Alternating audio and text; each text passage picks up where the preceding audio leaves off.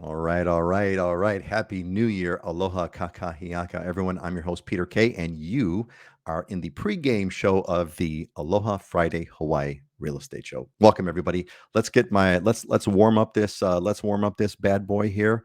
And get my friends online here today. We're with Heidi. For those of you for the show regulars, Heidi is out sick today, and we wish her well. And I told her to make sure that she gets rest and recovers.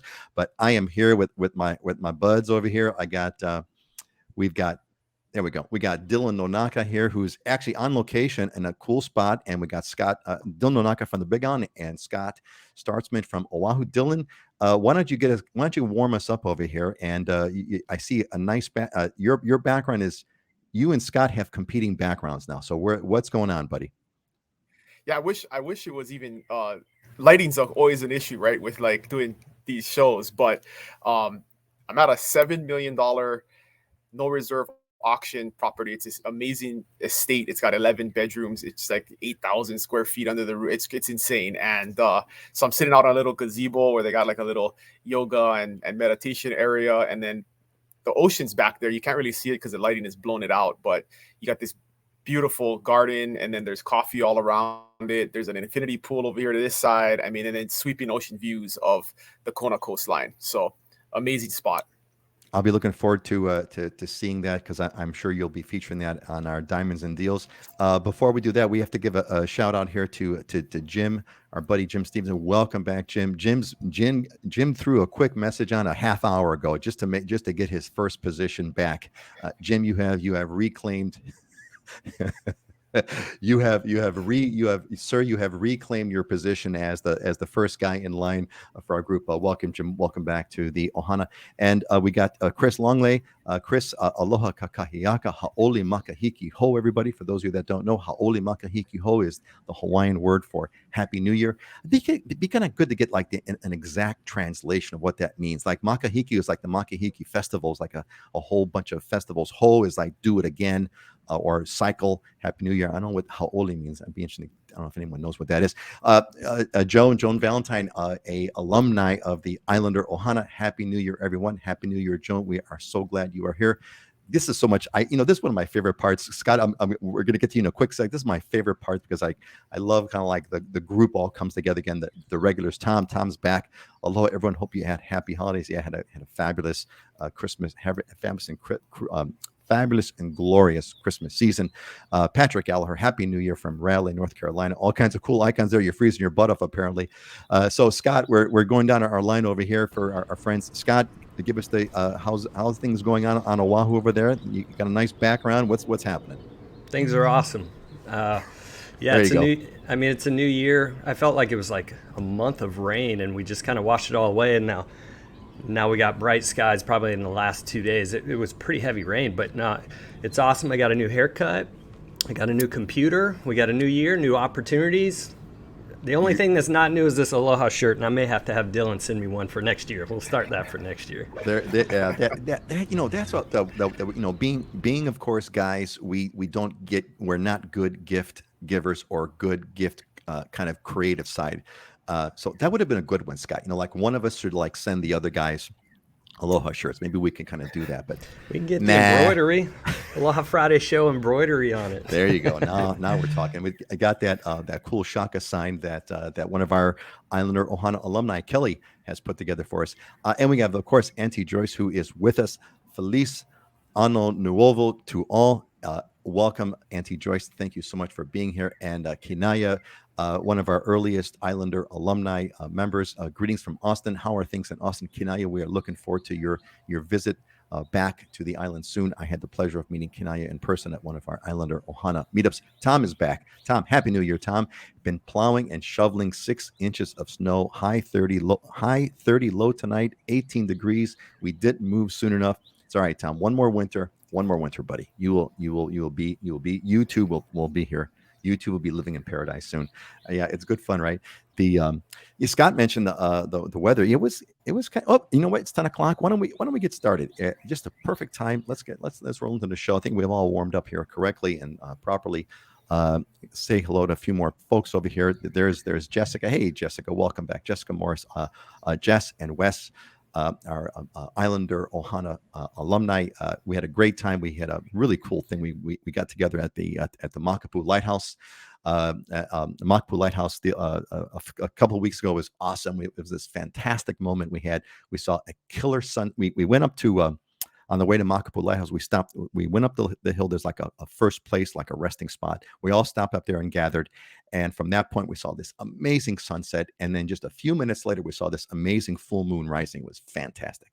Everyone's kind of saying hi over here. So we're going to go down before we're going to delay just a little bit to say hi to everybody. And Vashali, is it Vashali or Vaishali Murthy, Vaishali, we had a little bit of correspondence with email. Welcome to the show, everyone. Vaishali is new. Happy New Year, everyone. Happy to be joining the show. We are glad that you're here, Vaishali.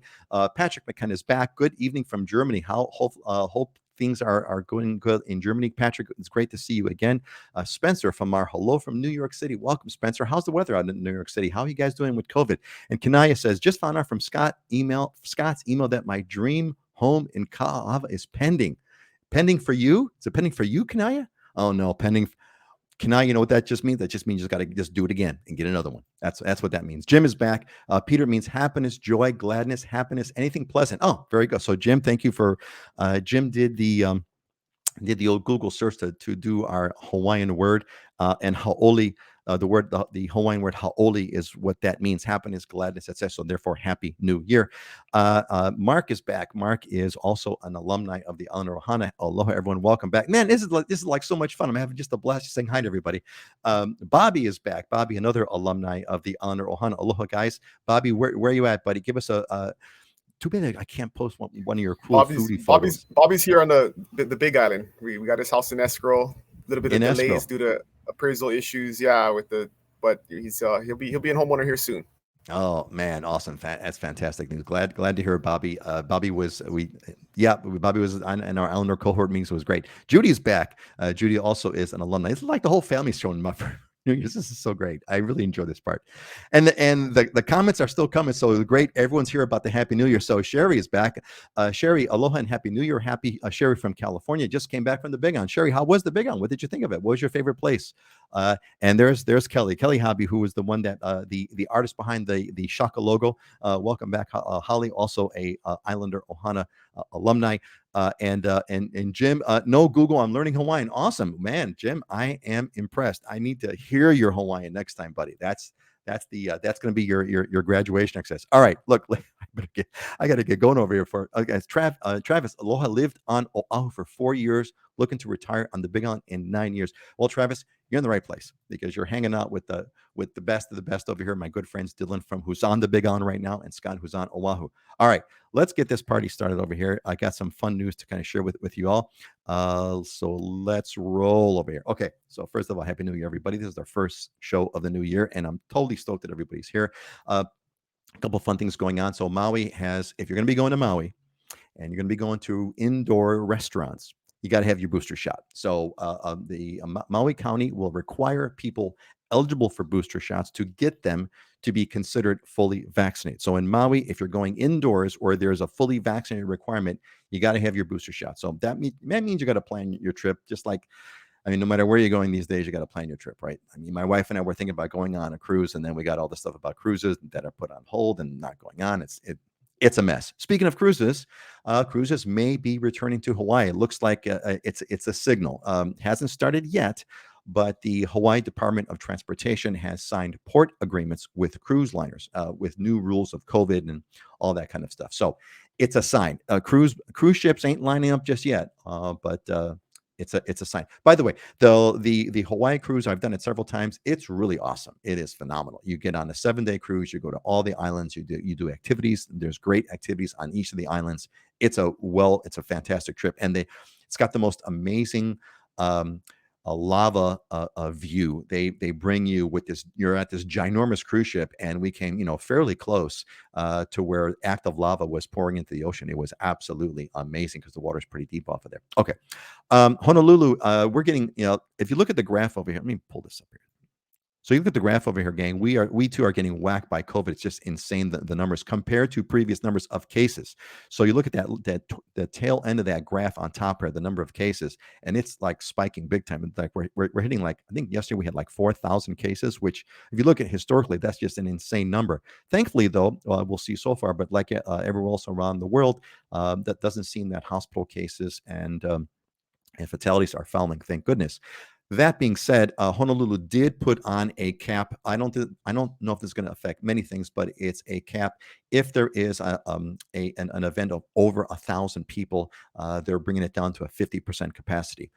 Everything else is unchanged. So that's kind of like a plus and minus. And finally, we're number 3. We're one of the. This is not something to brag about, but this is an important topic. We are the top one in the top 3 exodus states in the country. I believe in New York, it's Illinois, New York. I think it's Illinois, New York, and Hawaii are the top 3 states where, as a per capita percentage of the population, people are leaving the state. Yes, people are net leaving the state. This is why we have the Islander Ohana, because we don't want that to happen to you. If Hawaii is right for you, we're going to figure out a way to make it right. If it's not right for you, figure it out ahead of time so you can save yourself the agony. But that is a statistic. And as Scott had mentioned, if you look over here, I got some weather. We had some really nasty weather the past week. It was unfortunately, I had some family that was visiting us, and of course they came at the beginning of the rainy at the beginning of this 2 weeks of rain, and of course they had a 2-week vacation, so they left.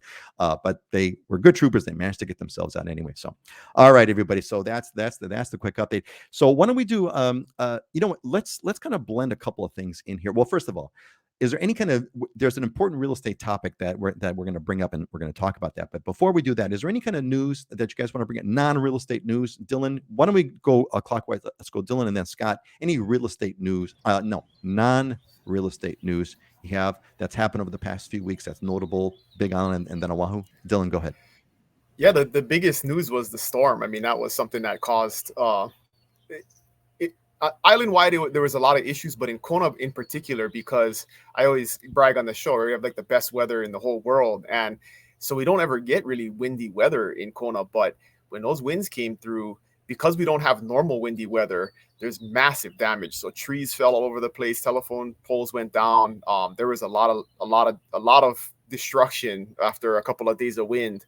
But surprisingly enough, the public utilities were back on in most places, within a few 10 hours, 12 hours, some places, really rural areas, there was out a day or two, but really impressed by the power company and the public utilities getting everything back online. But it was a little bit traumatic there for a couple of days, but that's like once every 10 years we get a storm like that scoops up underneath the islands and then comes up along the west side, because normally that stuff gets blocked by Mauna Loa on the, it stays on the east side of the island or goes around. Yeah, these winds, as you mentioned, were coming. They're Kona winds, meaning they're coming out of the south. They normally come out of the northeast. These were coming out of the southwest, southeast, southwest, and so the different sides of the house got wet. Parts that normally never get wet. That were like soaking. Scott, how did you fare through the storms, and what other kind of things you want to report on as far as Oahu goes? Yeah, I was amazed at the storms because it wasn't just rain, it was coming down in buckets. And I even just walked like I ran 20 yards to get to my car one day to go on an appointment. By the time I got to my car, I was completely soaked from head to toe. So it was just a massive amount of rain all at kind of one time, and it would come in spurts and in waves, and it went on for about a month. It's interesting because I had an aha moment. The last show that you guys had, I was actually in Portland. And Portland's known, especially this time of year, for wet, cold weather. And it was interesting because it was in the 30s and it was raining heavier than that kind of Pacific Northwest misty kind of style. And I was fine with it in the beginning because it was a change of scenery, change of pace. I was layered in thermals because I can't handle 30 to 40 degree temperatures. I'm all layered up. Then you got the jacket, I got the beanie on, I got the gloves on. And by day 4, I was over it. I loved my trip to Portland, but I was just like, oh my God, I'm tired. It's exhausting putting on that much, wearing it, and then trying to go out. I felt like I was wanting to be more sedentary at that point. And when I landed back here and came home and it was raining, the first thing I wanted to do, shirt and shorts, and that was it. And it felt so amazing. And it just made me really appreciate the weather that we have here all year round. Even with the rain, I'm totally comfortable here. Fine, let it rain outside. I don't care. I'm totally comfortable, in this environment, and it made it still enjoyable. It didn't feel like I was stuck indoors still. It is absolutely remarkable that one thing we so take for granted, which is the weather, right? And it's not like, oh, it's just the weather. No, it's something that you live with every single minute of every single day. Every single minute of every single day is the one thing that you are always with. You're always in the atmosphere. And I'm with you, Scott. I'm with you, buddy. Hey, folks, how about you? You got any? Who out there is like, I can't handle the cold, and that's me. So who else is out there? Throw it on in the comments. I want to hear about it. Kelly, no sun for 2 weeks, not so good for off-grid upgrading system now. Kelly, that's a very good point. I'm not off-grid, but we did implement a battery-based solar system, etc. So we can kind of, for the most part, live off the grid. But you know what, Kelly? Solar panels don't do so hot when there's no sun. They don't work. In fact, they don't work at all. And we had to pull power from the grid. Now, we're not off grid. We pull power from the grid. But if you're going to be doing an upgrade, like Dylan said, this is a once in a 10-year, Scott, right? This is like a once in a 10-year thing. I was telling to, so it's kind of funny. I was telling new members of the Islander Ohana who moved to Oahu at our gathering at Makapu'u Lives. We're talking about that. And I told them on our private Facebook group, I said, hey, gang, this is not a normal winter. This is not a normal winter for Hawaii. It's once in a 10-year deal. So, Kelly, you could do it. You could do your upgrade, but you're going to be doing it sort of a once in a 10-year thing. Scott, you wanted anything you want to add? Yeah, you might be the one that we blame for this rain, because you were the show before it started raining. You said, "Oh, this is an odd winter. It's been kind of dry," and then all of a sudden we got rain for a month. So either I brought it back from Portland, or you created it. Somebody did, man. Somebody jinxed it. Yes, I was saying it was an unseasonably dry and warm fall, but it is now an unseasonably cold and wet winter. So I guess that's the way it kind of goes, right? Let's see who's got a couple of comments over here. Yeah, Joan says, "Yeah, I'll take the rain over snow." Yeah, Joan, I'm with you. I will take Joan. How about this? I will take sunny tropical weather over anything, even over rain or snow. We got, and then Christopher, my wife and I are getting tired of the cold winter for sure. Yeah, Christopher, I can't do it. I can't do it. Judy, me freezing here in Colorado. It was -4 the other morning. Judy, I'm from the Midwest, from Chicago, and we say -4. We're washing our cars at -4. Piece of cake. You want -50 with the wind chill when you're in Chicago. And Sherry, I totally agree with Scott regarding the cold weather. That's why my husband and I like Hawaii one season. We're living in Southern California, which has 2 seasons. Southern Cal, you're not going wrong with that. Joyce, totally solar, and Chris watching uses daily. It is what it is. Yeah, I mean, we try to do it, but we still need base load power. Base load power is that power that's going to come no matter what. I made a Facebook post about that. And totally over the wacky Texas weather. It was 29 degrees this morning, but we had record-breaking Christmas Day. Yeah, it's one of those things. Portland, more rain and flood, fun times. Candace, my heart goes out to you. Hopefully you'll survive the rain and flooding. It's not fun. But actually today is a gorgeous, drop dead gorgeous day. Of course, once the family goes back to the mainland, the weather goes back. It's fantastic. Tom says we're lucky if it's only 2 weeks without the sun here in UK.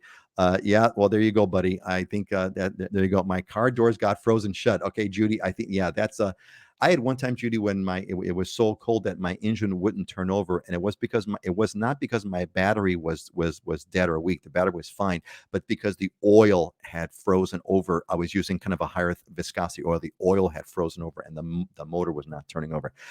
All right, gang. So let's get on to our other topic over here that I've been waiting to talk about. Record-breaking heat. Well, you go from a record-breaking cold to a record-breaking heat. That's the way it is, right, in Texas. There's an old saying in Chicago: if you don't like the weather, just wait. It's going to change. All right. And on the real estate market side, there's a topic I kind of wanted to hone in on that came in. And we'll use this as the basis for our discussion here, which was from Adam, who's in Rainier, Washington. Presumably, he's also suffering from the rain right now. Adam, I hope that you're here, but you put a great question to us. And the question is, when will the market begin to chill out? Or will it take several years while supply catches up with demand? Now, we've had this question a variety of ways, but I thought it was a good one because We had a kind of an offline conversation before the show between Scott and Dylan and Heidi about the market. So why don't we kind of roll that one in? Let's go counterclockwise. Scott, give us an update on, you went through anything about what's going on Oahu, but, let's kind of hit this one. When will the market chill out? Will supply catch up with demand? Will it take several years? What's your take on this, Scott? Yeah, so let me give you a quick market update. We actually just got the market stats last night. So I was digging in through that. And so I was able to look at the entire year, which was good. And man, I mean, it's amazing. We got on that text thread last night. I hit Dylan and Heidi and Peter up and was like, hey man, this is what I'm seeing over here. What you got? And it was a fun little conversation we had via text message to kind of understand the differences in the island. But for Oahu, nothing has changed. There's three main points that you got to get out of Oahu here. Our median home price is $1,050,000. That's pretty much been steady for the last couple of months doing that.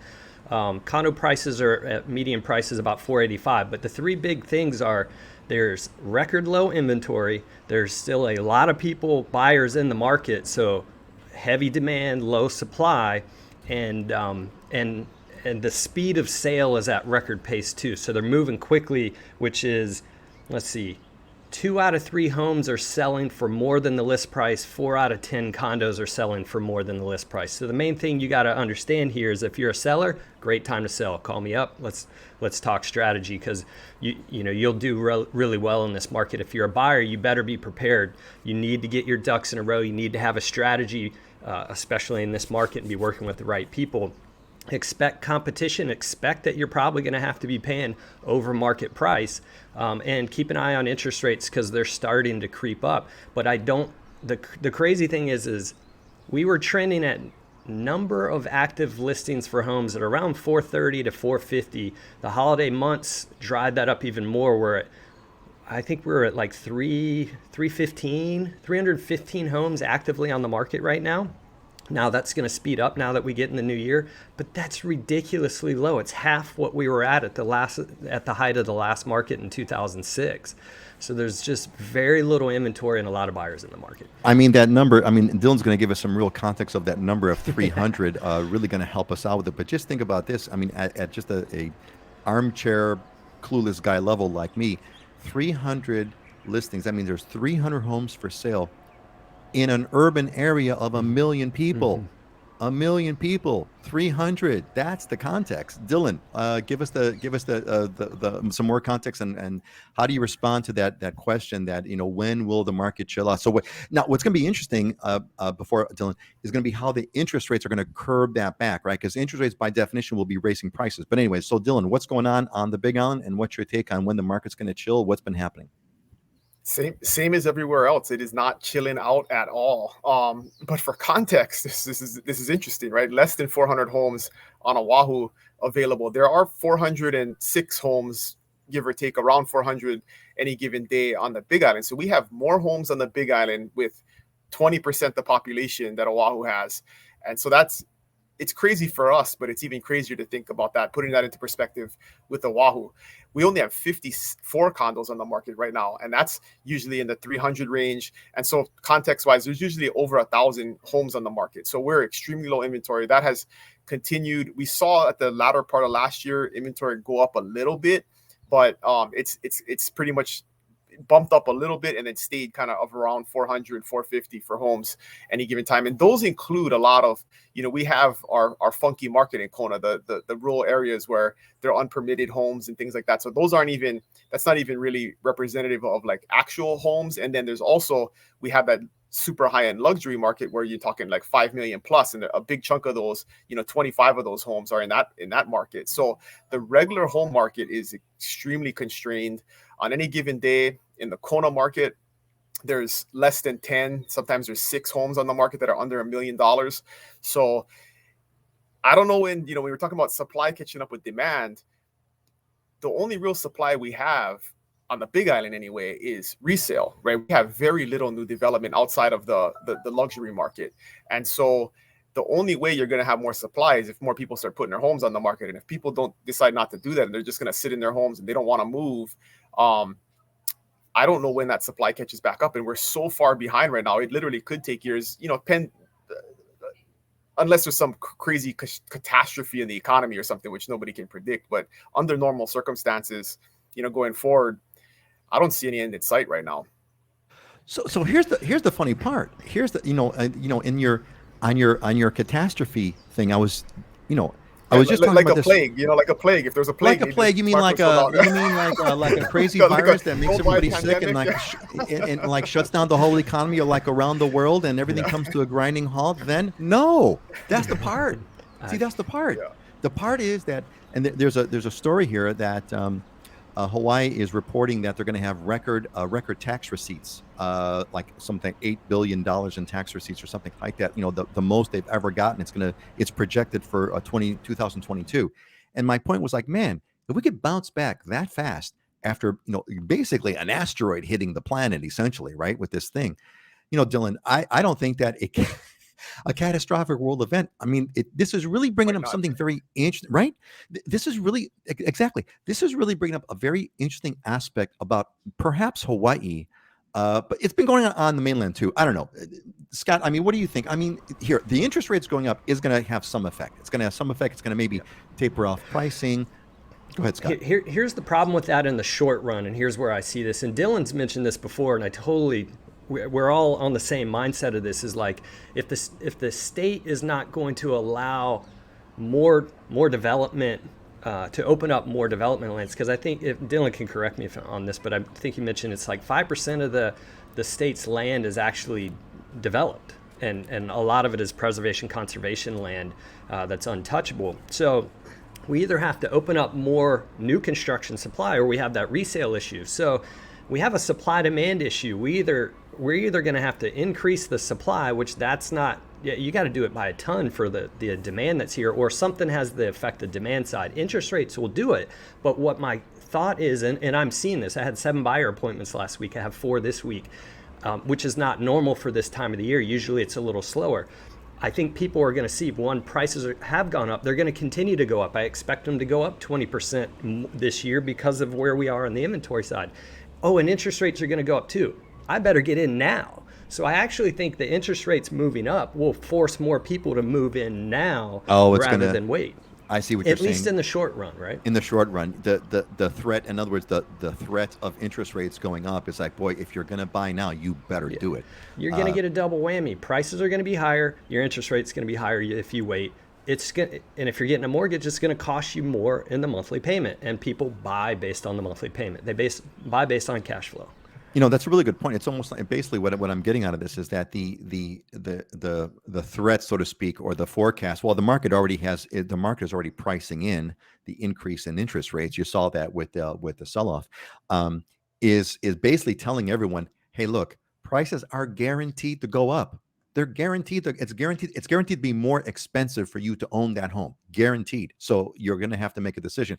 Tom put up a good question. Has the Exodus state result translated to more inventory or not so much? No. So when that popped up, when you said that we're the third biggest exodus, I'm going, well, there are not any more homes on the market for sale. So who are these people that are moving? Are they renters? Good question. It didn't give an analysis. It just basically said that we're the Tom. To put that in context, I think what they're saying is, because we did have over the last 10 years a net increase in population, but everywhere there's a net increase in population. It's a matter of how big is your net, right? And in terms of our population growth, we have the largest amount of people leaving because we're not replacing them with new kids, right? Is basically what's happening. So birth rates are down and people move away. There is a net increase over time. Like we added 150,000 people over the last 10 years, but that's much slower in comparison to other states. Yeah, I mean, I think there's a couple of mixed things on that. So then you are correct. I mean, there has been a net increase, right? When I moved here nearly 40 years ago, the population was like about 1 million. I think now it's like 1.4, 1.3, something like that. 1.45, yeah. Okay, so there has been an increase just on raw numbers.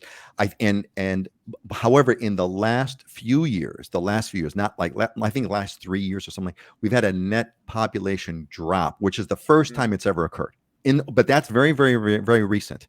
It used to be where the birth rate would offset the exodus part. It used to be that the birth rate, but that's kind of changing as well. But Tom, I think the exodus result. I think the other part about these, this is not the first time that this has been occurring. We've been like in the top 3 exodus for the past few years. So, that's already been sort of like priced into the model. Sherry's got a theory here. More second home buyers could be, Sherry, could be. I mean, there's going to be, what's interesting is that there's going to be some legislation. I think it's already, well, they've been rumored. Scott would know. Scott, isn't there something going on about, besides just the vacation rental part, there's going to also be, there's talk of having a different real estate tax for an unoccupied home. There's a lot of condos in Kaka'ako, if I'm not mistaken, which is the urban area of Honolulu, that are gorgeous multi-million-dollar condos, but they're empty and they're not even being rented. Scott, you want to throw anything on that? Yeah, I'm hoping that one doesn't get passed through either, because the rationale behind it was, hey, we need more affordable housing. I'm like, okay, so that $6 million YA condo that's sitting vacant is going to become affordable housing? No, it's a money grab, and every time they go for the tax side over here, who are you going to go after? It's the non-voting base, which is the off-island second home buyer, right, or second home owner. Yeah, I mean, it's going to be interesting to see what's going to go on with that. Tom said, And I how read an article. and it goes back to, right, that's one of those things. How do you enforce that? Are you going to have, is the county department of taxation going to go have police that's going to go and knock on people's doors and see if they're actually living there or not? I mean, it's just like one of those things where it's such a crazy idea where it's totally unenforceable. So, And the funny part is, it's like the vacation rental law. What I'm seeing now is, now that it's been in effect for a couple of years, people are just disregarding it. And they're just going back to putting their stuff on Airbnb and taking the chance, because they know there's nobody enforcing it. And unless somebody directly complains about them, nobody ever knows that they're vacation renting it. So, I'll tell you, and that's, but look, I can give you a direct experience. I was I was the chair of a neighborhood board for East Oahu, and so I saw these things coming before the board, and we had several cases where blatant violation. I mean, just beyond the pale violation of occupancy laws, vacation rental laws, etc. Blatant violation, and the back then there was zero enforcement. Absolutely zero enforcement. It's beyond ridiculous. So if that continues, people are just going to shy away from the whole thing. And Joan brings up the one of the big core issues in Kaka'ako. They keep putting up more big buildings, much to my dismay. How are they getting the okay to do that? Well, Joan, right off the bat, there's a process, there's a permitting. It's extraordinarily extensive, and it takes decades to get a permit. So it's legal. But Joan brings up the issue, which is the overall conflict. What do we want? Do we want more affordable housing, or do we want less homes? If you can't have them both, Dylan, you've said this many, many times, right? You can't have both. You can't have more affordable homes and have less homes on the market. Those are unless you're going to somehow defy the laws of physics. We all got to. And the short answer to that question is money. When you're a developer that wants to build multi-million-dollar homes, guess who you got money to give away to? The guys who make the decisions on whether or not you can build high-rise condos. So with enough money, you can do anything. So the answer to Joan's question, how are they getting the okay to do that? Because they're writing big checks. That's how they're getting the okay to do that, Joan. They're writing big checks. And those big checks, which is why housing is so expensive, because all that cost is built in. It's not just the cost of bribes, so to speak. Not that anyone's bribing. I'm not accusing anyone of bribes, but the political contributions. And it's not just the direct contributions. It's the overall political structure, right? Like, who builds those condos? Union construction workers, right? Who holds a lot of power in political circles? Union bosses. And so there's all of it's a cycle, right? That you have to support the economy, and those people pay taxes. And so there's a lot of incentive to allow people to do that. Especially if they're going to be spending a lot of money. Those aren't cheap condos to put up. Those are really high-end condos that need skilled workers and high quality materials. So, and all that gets built in. Money's always the answer. All that gets built into the cost. Yeah. So, Joan, none of these are affordable. No, Joan, some are. There is some mandates of affordable. There is a. Scott, you want to speak to that at all about the affordable housing thing on that? Yeah, I mean, Ulana right now for Ward Village. So Ward Village is the 60-acre master plan community. So I've kind of written about it, and it's on my website. But they're taking, so for every tower that gets built, you have to have a certain number that are dedicated to reserve housing or affordable housing. And Ward is basically moving all those credits into certain particular buildings where they're all that. Ulana, which is the next one that's going to be released, they're actually taking their applications through the end of this month. So if anybody needs help, I can help with that. That's all reserve housing, affordable housing, right in Kaka'ako. There's another tower that just announced 2 days ago that they're starting to take the affordable housing applications. There's another one back in Ala Moana that's being built that a certain percentage of them, they're getting ready to release their affordable housing component. So they do blend it, and there are some requirements. It's not all luxury units. So let me comment on that too, though. This is an issue with these government mandated affordable housing projects, because we deal with that here on the Big Island too. If you want to do like a luxury development, you have to do affordable housing credits. There's stuff in the county code that requires that. And what we're seeing people run into right now, especially in this market, is if you bought into one of those maybe 5 years ago, you have all these deed restrictions on resale, on how much profit you can make and how much you can resell it for. And if not, you got to put it back into the pool. There's all of these things. So you're really doing people a disservice in terms of the American dream of home ownership, because you buy into this thing and you're not going to benefit from the appreciation that you got. You're paying a mortgage like you would a regular house, and you have ownership, but how are you supposed to upgrade if now your family has grown or you want to move or whatever it is? And if you want to move away to a different market, you cannot sell your house here, your affordable house that you bought, because of the restrictions, cash out on the equity and then transfer that into an upgrade or your next property. And so there's problems with it too when they do implement those programs. There's always, in the words of my favorite economist that I got introduced to when I was in high school, Milton Friedman, there's no such thing as a free lunch. There's always a price to pay. There's always it's always a compromise. It's always trade-offs. You can't do one thing without having an effect. But back to the prices and the increase in the market. I've had this conversation. I had this aha moment this week where I was talking to some past clients that had bought 6 months ago that felt like it was the height of the market, and now they think they're a genius because they got 10% equity in their house in 6 months, right? So I think with real estate, you always feel like you're buying at the height of the market until a week later when you're not at the height of the market anymore, right? So it's one of those things where it's just a matter of perspective, whether you're thinking, I'm going to wait and save money, or the folks that bought in 2020. I mean, man, what a smart move that was to take a risk during a time when the world was shut down and falling apart and doom and gloom. And I've seen people that bought condos that literally have made 33-40% equity in 2 years. So look, man, there was we had a lot of people saying, hey, I'm going to wait for this thing to crash. This thing is going to crash. I'm going to wait. I'm going to clean up. There's no way this thing's there's all kinds of so everyone took a risk. It's funny, Dylan, that you mentioned that though, right? So like, okay, so we've been living in our home now for 20 some odd years, right? So we bought, we bought, I forgot when, I think we bought in 98 or something like that. Well, back then, it's just you hear the story all the time, right? So back then, this is a single family home, and we paid at that time $335,000, and out of the market, right? So expensive. And we were like, oh my God, how are we going to afford this? I mean, man, this is like, oh my God, are we going to be able to do this and make this kind of happen? And, we kind of went through all kinds of freakouts, and, the median price, as Scott mentioned, the median price on Oahu is 1.1 million something. So, so that's why I think, and you guys have mentioned this a bunch of times, buy the home to live in it. I mean, if you're an investor, that's another story, but buy the home to live in it, and kind of don't look at the price. I mean, obviously you have to look at the price if you can afford it, but don't try to be a market investor timer kind of thing, because it doesn't matter. It doesn't matter because you're buying it to live in it. You're not buying it to kind of do anything else. If you're buying for an investment or vacation, you got all kinds of other spreadsheets you have to kind of deal with, and that becomes problematic. But if you're buying it to live in it, just buy the home and live in it and enjoy it. Auntie Joyce, any comments on supply chain? Waited almost 1 month for a toaster from California. Was told unload with ship stuck in harbor on Oahu. My New Year's resolution: only use Amazon Prime, and sadly, we don't own any Amazon stock. I've not. The last story I saw, Auntie Joyce, was that there's no backing up in Honolulu Harbor. There's no backing up over there. Now, that's not to say I don't know what the backing up is from Honolulu to the Big Island. I don't know what that kind of backup is at all, but I think you said it best. Just buy from Amazon Prime and be done with it. And that's the end of it. Dylan or Scott, I don't know if you guys have gotten anything on delays. There's the normal delays, but not once it's at harbor. It's to get here, but once it's here, it's fine.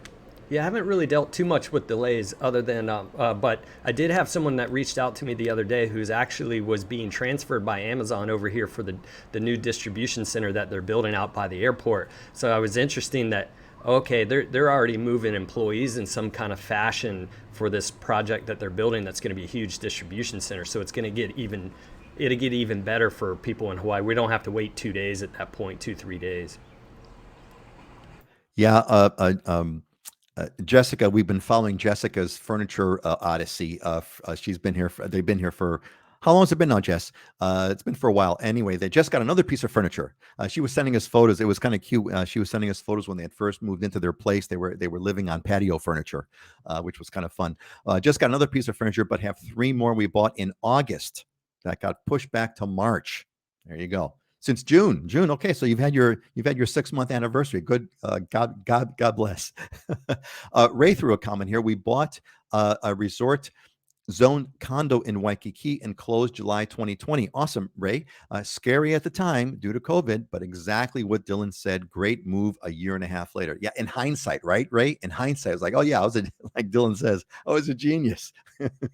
But I didn't know I was a genius. And Scott, if I'm not mistaken, you were mentioning during the pandemic that the condo market in Waikiki was iffy. It was getting kind of crushed because all the vacation rentals were trying to sell, and it was a good time. You were mentioning it was a good time to buy a condo in Waikiki at the time. That's obviously changed now? It has changed, yeah. I mean, I wrote an offer not too long ago for 100 grand over asking price in Waikiki. So the inventory even in Waikiki now is just it's disappeared on us. So yeah. That whole I just checked opportunity my is- records. I think Scott said that 75 times in 2020 that it's a great time to buy a condo. So I just looked at said, the record. "Where's the deal? You want a deal? Go Waikiki, buy the condo." yeah, and Ray took your advice, and he's got his resort zone condo in Waikiki. Awesome. And can I add, it's still the place to buy because the international buyer's not back, and when they do come back, it's going to go up in price even more. Yeah, those.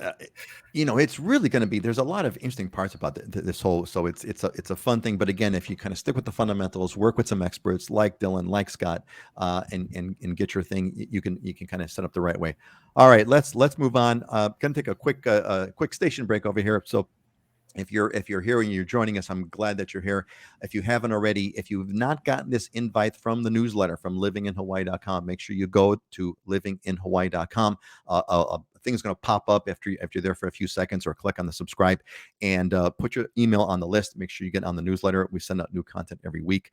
And of course, you're going to get your direct invite to the show. So I urge all of you to get on. All right, let's hit. Well, first of all, before we continue, so I wanted to kind of give a thing for everyone. So we're 38 minutes after the hour. We're going to close the show on top of the hour. We had about 20 minutes left.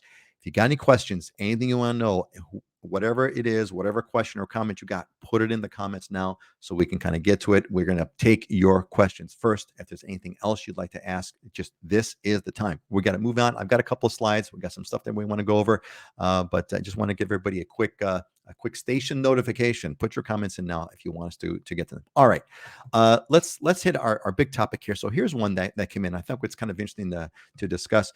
And this came in from Mina from Houston. Said, I'm a single mom making about $100,000 a year. What sort of lifestyle can I afford for my family? What sort of housing, neighborhood? Which island would stretch my money the most and provide a solid education opportunities for my daughter, private schools included? So I think this is kind of like a typical kind of question that we get in. It comes in a variety of ways, but these are the parameters over here. So I like to kind of get sort of a perspective on that. And also, we have a lot of Islander Ohana alumni on the channel with us. How would you guys answer this to Mina? You've all, like, for example, Jess, you folks moved here from Texas. You've been here since June. What's your take on it? Auntie Joyce, you're well on your way to Kama'aina status over here. What's your take? Love to get you guys a perspective on it, in addition to Dylan's and Scott's. So, my first crack at this is, I say, Mina, right off the bat, if you're talking about, if we're talking about the money thing, which is what the majority of your post is about, I'd say right off the bat, the simple, easy answer is it's a 50% reduction in lifestyle quality. because we're talking strictly money. It's strictly material. It's half. You're gonna be half as good as where you're at now. And why? Because things in Hawaii cost twice as much on a purely financial basis. On a purely materialistic financial basis, it's cut. You're gonna do a 50% cut in lifestyle, according to material things. That's my quick answer. Let's do it. Let's go Dylan, and then let's go Scott. Dylan, how would you respond to Mina? How far? What's the best island? Private schools is possible, making $100,000 a year. Apparently, she has one daughter, so it's her and her daughter. What's your take?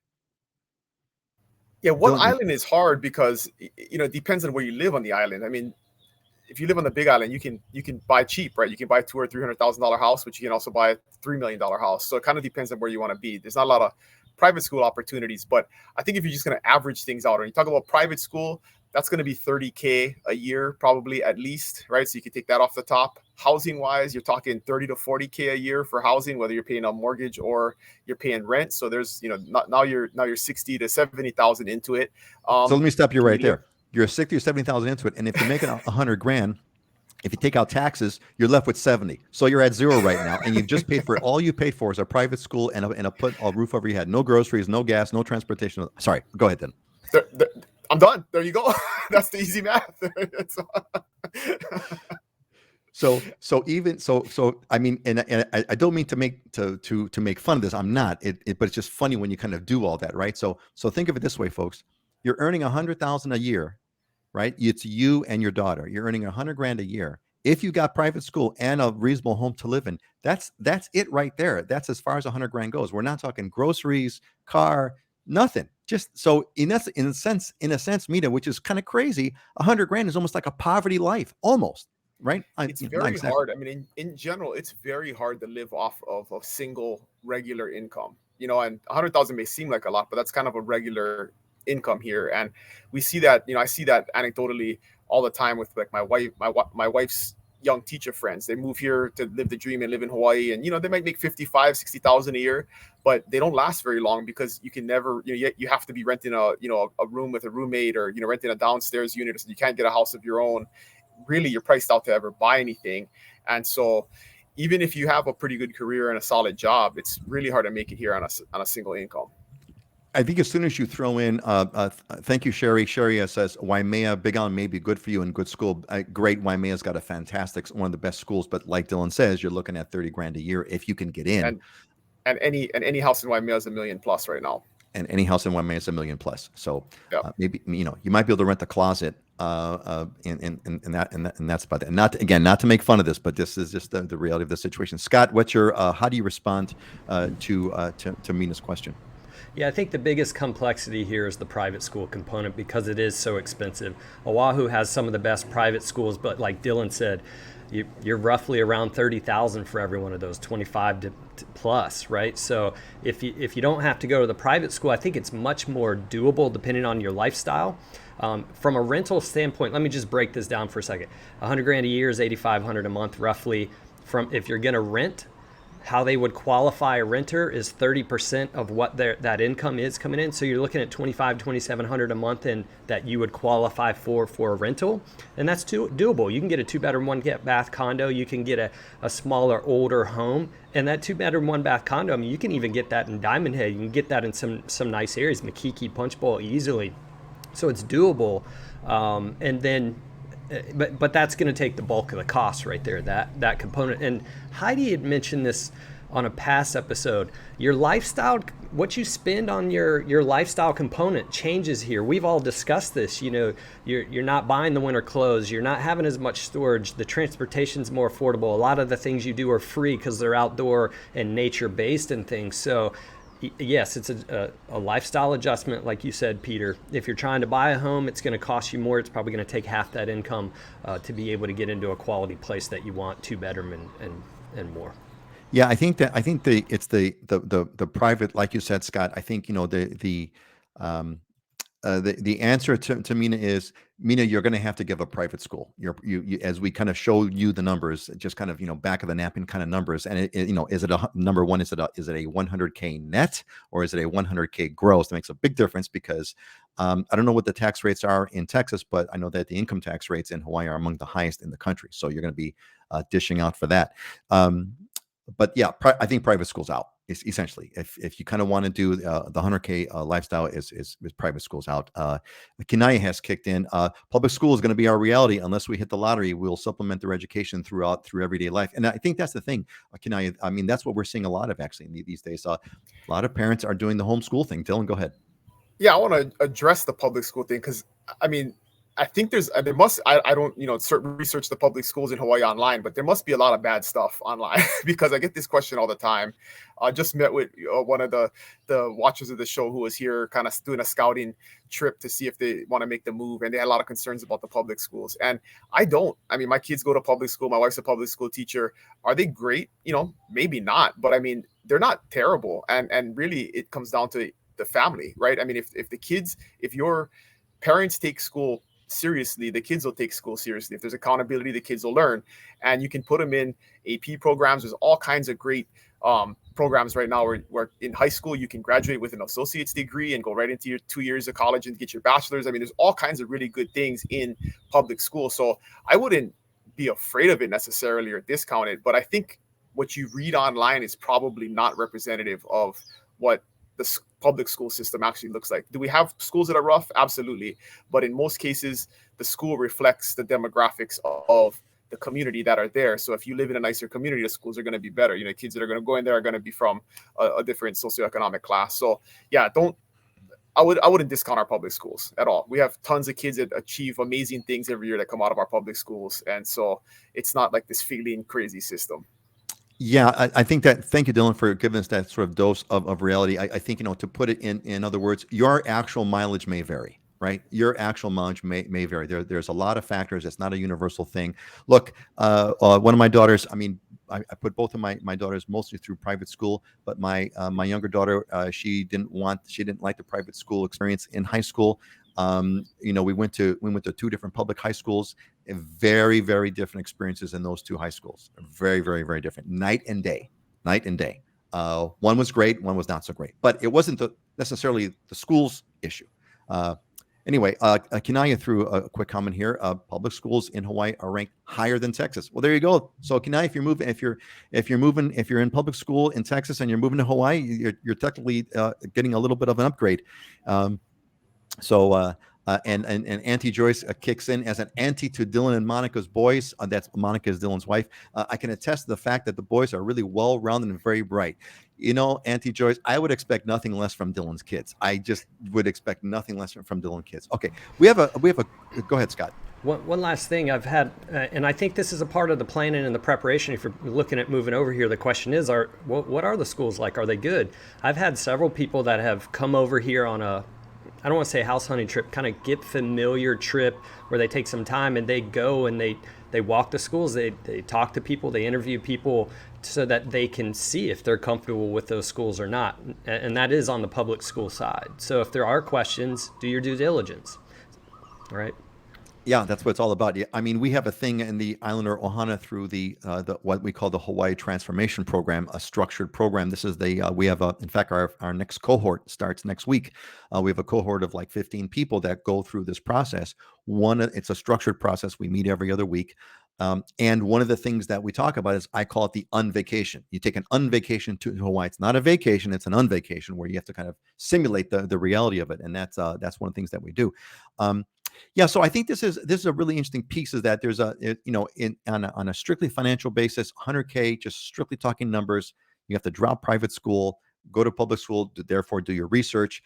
You're going to need to do your research anyway. Like Dylan says, what district are you going to live in on the Big Island? Are you going to live in the kind of like the middle of nowhere where you can get a home for 200,000, but you'll be living off grid, which means that if there's 2 weeks of no rain, you have to kind of live, without electricity or anything for a little while, or you're going to live in kind of a modern society that has the creature comforts that we all come to rely on, like sewage, water, sewer, electricity, power, phone, etc. Jessica's got a thing here. Live on 50% of your income in Texas, save the other 50% towards a bigger down payment on the Hawaii home, and have a lower mortgage than you already have used to, living on less. I'm going to read that again. That's a great sentence. That's like the whole plan in one shot. So Jessica has summed it all up for us. Live on 50% of your income in Texas. Save the other 50% towards a bigger down payment on the Hawaii home and have a lower mortgage than you're already used to living on less. Boom. There's you go right there, Jessica. You got it. That's exactly correct. Great advice. Excellent, excellent, excellent. All right. Before we move on, I got a good one from Charlene. Charlene is also one of the earliest alumni of the Islander Ohana. Charlene, they're great family. I've met them and they're really cool. Charlene says, aloha and happy new year. All question with the issues at Red Hill and the Board of Water Supply shutting down a few shafts, will there be an impact on the market for homes along that distribution line? So everybody, just to get everybody up to date on what's going on over here, there's been one of the water wells on Oahu.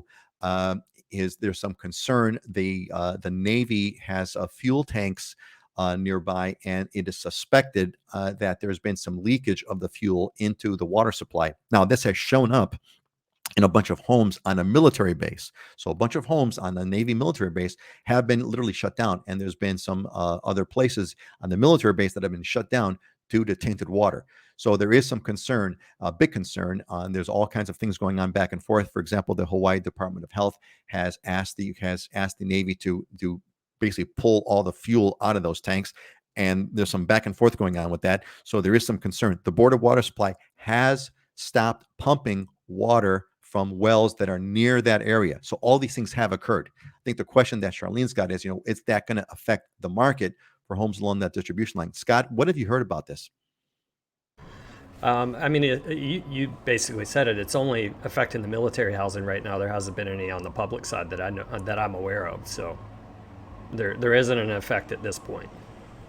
Yeah, there's no effect right now. Now, what effect there may be in the future, I think Charlene, this is one of these things that we cannot foretell.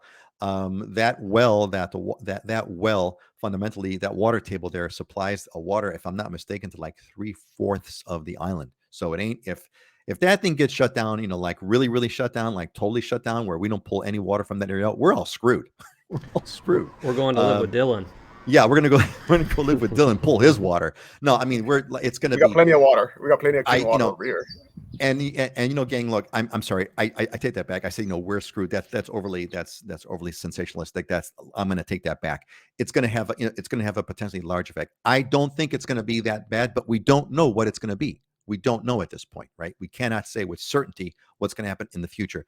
I'm going to hope it's not that bad. There's been a bunch of stories that, for example, the Navy has said, look, there was a contamination of the water, but it's not been from the wells. It's been from some other source. There was a contamination that came from something else. It's not like the well is fine, things like that. That has not been verified. So we don't really, it's still kind of a story that's in the middle of development. But to directly speaking, right now, Scott, you have not seen an impact on the real estate market, right? As of right now. No, because there's no impact on the public side. There's no, not yet. Yeah, there's no impact on, because there's no impact on the public. Now, as soon as you hear the news, Charlene, that neighborhood X, and it won't be neighborhood X, it's going to be like half of Oahu, because a huge part of the water comes from that area. So you won't get like neighborhood X got affected. It's going to be like huge. So pray. That's what I got to say is pray. Travis, are there issues with having modular or manufactured homes in Hawaii? My plan has always been to buy the land, then close to retirement, get the modular or manufactured home on the land. We've talked about that a bunch of times, Travis, and I think that the general rule of thumb that everyone has always said, I'm gonna answer this quickly because we're running out of time. Look, the long and short of this, Travis, is that it's always better to buy a home on the land. Buying raw land and then hoping to develop is fraught with problems. You're probably not going to save a lot of money. There's a whole bunch of unknowns that you're going to have to deal with. If you're looking to live and buy a home, buying land with a modular home, probably not going to be a cheaper way to do it. Probably be much better, much more reliable to buy the home at, as is or whatever, but buy a piece of property with a home on it. You can fix the house, you could tear the house down and rebuild it, but but generally speaking, and I'm going to let my friends chime in. You know what? The time has been flying. We had a lot of feedback over there. We need to move on over here. Let's move on to our diamonds and deals section, where Dylan has been at this cool property of his. Let's pull this up here. Where are we? We are right. I believe this is the one. Dylan, I'm going to throw this. He's on location. I mean, sorry about this, Dylan. We're gonna go a little bit over. This is the first show of the year. You've all had some great comments. We're gonna go a little bit over our time. Dylan, fill us in. What's going on? Where are you at? Give us the full scoop here. Yeah, you can see that big tree behind me on the upper left. I'm sitting in that gazebo out right below that tree. But okay, hold on a second. So that big tree, just to have some fun here. So that big tree on the upper left-hand part here, right? Yep, that's right behind me. You can see that big tree is the one that's right behind you. Okay, so we know that. Yep. So that's how you have authenticated that you are on location. Fill us in. Yeah, this is just a massive estate. 9 bedrooms, 9 baths. Just beautiful. That pool overlooks the Kona coastline. Just open concept. That the walkway, you walk through the front door and it opens right up into this huge living room and kitchen and the pool right outside. And this is a unique property because it's going to be on an auction. So Peter could probably share the link in the description, or contact me if you need representation, because you can have a realtor in the auction. And so the auction, I believe, starts on the 24th this month. They're just basically holding an open house every day. I got my whole team here looking at it today and marketing it for these guys. But unique opportunity where, this thing is listed for $7.7 million. It's probably worth somewhere in that neighborhood, but you could get it for a lot less if there aren't bidders. So hey, why not come in with $5 million if you got $5 million to spend? Two people just won the Powerball. So there's definitely 2 people out there that have some cash to spend. And I would love to know what the current, because here's what, let me throw the property on here while we're talking. So this is a no reserve auction, right? Correct. So and I looked, I just posted the link into the comments so folks can take a look at it. They did not post what the current bid is. So I believe they released that on the 24th. So the way it works is you submit a starting bid, and you do have to submit a deposit. And then on the 24th, I believe the auction begins, and then you'll see what the highest bid is. And if you want to rebid, you can. Got it. You know what? So put in a bid in a bid for $100,000. Give it a shot. It's no reserve, right? Put in a bid for $100,000, or put in a bid for what would you be here? Let's do this right now, Dylan. Let's have some fun. Okay, so folks, let's do this real quick. Let's just pretend that you're going to buy this house, and let's try to pretend. I don't want any personal financial disclosures or whatever, but put in a bid like in the comments right now. It's not an official bid. We're just having fun. We're doing a fake mock bid. Put in a bid. What would you be willing to pay for this property right now? Right. If I would say, look, you could have it, right? If the bidding was just between us, right?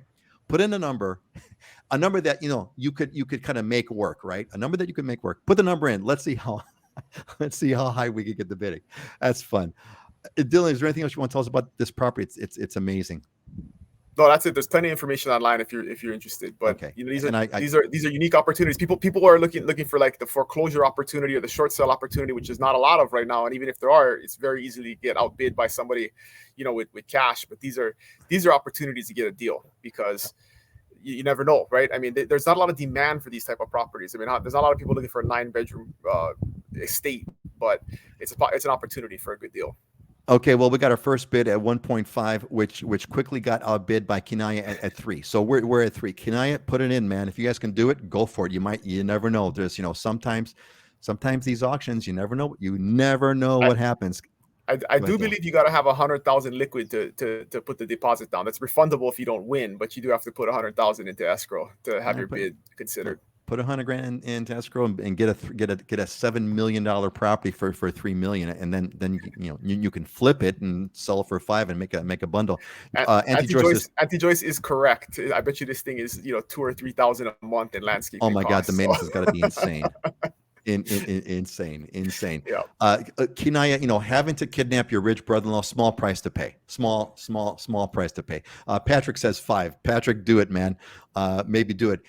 Peter, maybe the Ohana courtroom could pool our funds and keep it for our meetings. Joan, my God, could you imagine going here for? Oh yeah, we're gonna have a meetup here. At a 9-bedroom, 9-bath. Well, we can fit 18 cohort members, assuming two per bedroom. We have a lot of fun, and the cohorts are 15. That'd be a lot of fun. Oh my God, this is too much fun, gang. Here, let's talk about Scott, who's not to be outdone here with a North Shore with a unbelievable. Scott? What in the heck is this? Yeah, so it's actually kind of funny. We don't talk about what we post in here, what we select, and I happen to pick a 9-bedroom, 9-bath house on mine for as well. So Dylan can get one Powerball winner. I'll take the other Powerball winner, and we'll call it good. This is so I picked this. I wanted to go for broke. You know, it's the start of a new year. Let's go big or go home, right? This is 17.8 million.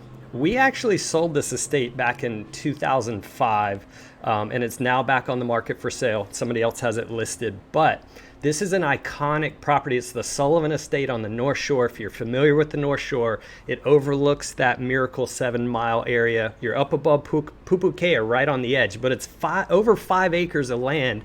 You have basically 8,500 square feet of home. There's the main residence that's out front with the pools and things, but you have all these other pods that you can do things with. It's stunning. If you drive the North Shore and you look up from Pupukea, you'll see these 3 flagpoles with flags that are flying out there. That's the Sullivan Estate. That's what this property is.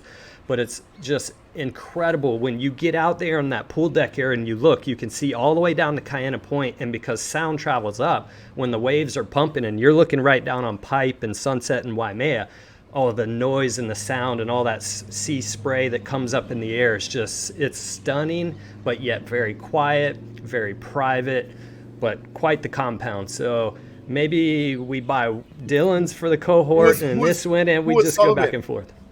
Who was Sullivan? The Sullivan family, so Foodland family, right? Okay. So the Foodland, folks, there's a... So funny, this place was built by the Merrills. Merrill Construction, and they're on the Big Island, family right? that did development all over the Big Island and some of the other islands too. So yeah, so this was their personal residence prior to them selling it. Oh, really? Okay, so there's some interesting history behind this. I'll leave the picture. So there's some interesting history behind this property. So first of all, so folks who don't know, the Sullivan family is the family that Maurice, I believe, was the founder's name, Maurice Sullivan, I think it was. He started the Foodland grocery chain in Hawaii, which is an iconic. Foodland is Hawaii's supermarket basically, and all throughout the state. And so that was that, and that is the Sullivan family. And now, Dylan, now you said the Merrill family was here first. They built it. They built this property, and then apparently they must have sold it. The family that owned Merrill Realty, they were called the Richards with their name, but this was their personal residence they built, and that's why it's enormous. And they have, the construction is very Merrill-esque, and it was designed by Lucky Bennett, who was a very famous Hawaii architect. So funny story. The Merrill family, actually, if you look right out here, used to own this property on Diamond Head Circle as well that they built. So everybody gets a little history tour of real estate. We Dylan and I have been in the business for so long, we can kind of tell you old stories, who lived what, where. It's fun sometimes. It makes me think of that George Clooney movie, the Hawaii George. I forgot what the name of that Hawaii.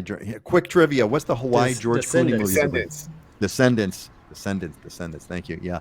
Kind of makes me think of that. There's like a history behind the whole thing.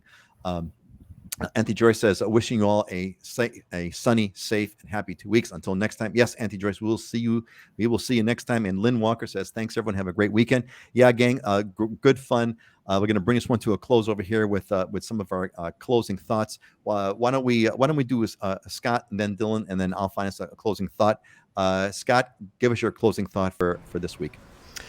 Yeah, I'm back at 1,000 miles an hour already. I was up at like 4:30 this morning, cranking, going at it, which is a little out of the normal. And I was thinking back about my times playing soccer. I played soccer in college and stuff, and growing up as a kid, and this shaped me for who I am. But somebody said, practice makes permanent, perfect practice makes perfect. And I could, like, everything I try to do, whether I'm learning or whatever, I'm trying to do my best in the background when I'm learning, so that when I'm out executing whatever it is I'm doing, it's not difficult. It's, you run that way, and then you find, I don't want to call it perfection, but you work towards mastery. And that's one of the big things I live by, and I constantly push, and I love rolling up my sleeves and getting dirty and working hard. Good one, man. Excellent. We got some comments over here from Christopher. Have an amazing weekend. See y'all in 2 weeks. Same bad time, same bad channel, buddy. And Ray, welcome back home. Great show. Good seeing you guys. Good seeing you, Ray. Welcome back. Dylan, what's your closing thought of the day today? So new year, and me, I'm a big mindset guy. So what you believe is what you perceive, and eventually you will receive. So what you believe in your mind is super important. Would say that that's a good. Can you repeat that again? What you believe is what you will perceive, and eventually you will receive. That is a good one, man. That is an excellent. So, Tom, mahalo, everyone. Good to be back. Good to have you back. Good to see you back. Yeah, excellent thought. Yeah, very good closing thoughts. I'm going to close with one. I don't get them all the time, but I found a good one on Proverbs that I really enjoy. It says, and this is for Kinaya. Actually, Kinaya, I thought about you. Hope deferred makes the heart sick, but a desire fulfilled is a tree of life. Hope deferred makes the heart sick, but a Love desire it. fulfilled is a tree of life. Yeah, and that is what it's all about there. So we own a home in Kailua. We own a home in Kailua. That's it. See, can I? God bless. Let's close it off, Erico. Mark says, working today, but listening with one ear. Good to see you all again, Mark. I'm so glad that you're back. And Patrick, mahalo to you. All right, folks, we're gonna all say goodbye to you. We're gonna see y'all in a couple weeks. We'll be back on the same bat time, same bat channel. Yeah, Kenai, I thought that you would enjoy that. Let's say goodbye counterclockwise. Scott, then Dylan, then me. Say goodbye, folks. Happy New Year and aloha, everybody. Love everybody. Happy New Year, folks. Happy New Year, folks. Aloha. Have a great one. See y'all in 2 weeks. Aloha.